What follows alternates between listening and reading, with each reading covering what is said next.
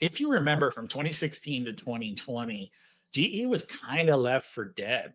It had an 80% decline from peak to trough, if you will. So during that period, it declined over 80%. You rarely see that, especially for a large established company.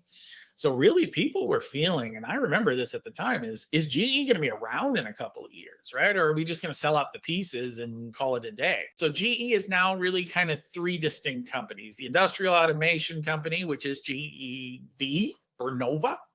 The GE is kind of the aerospace company for the most part. And then thirdly is GEHC, which is the healthcare company.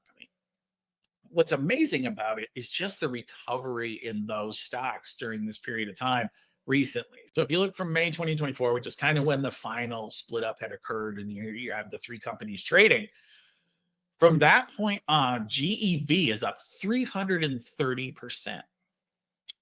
GE, the aerospace company, is up 95%. So it's almost doubled during that period of time, too. So, two very, very successful companies during that period. I mean, that's a little over a year. That's about a year and a half. And one's up 330%, one's up 95%. That is crazy.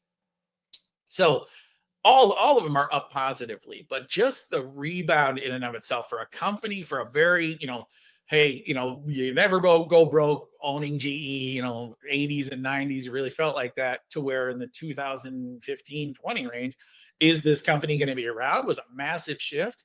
And now the massive shift has really turned back. And it's an amazing rebound story. It's an acknowledgement that GE has really recovered itself. And all three businesses are still very viable businesses.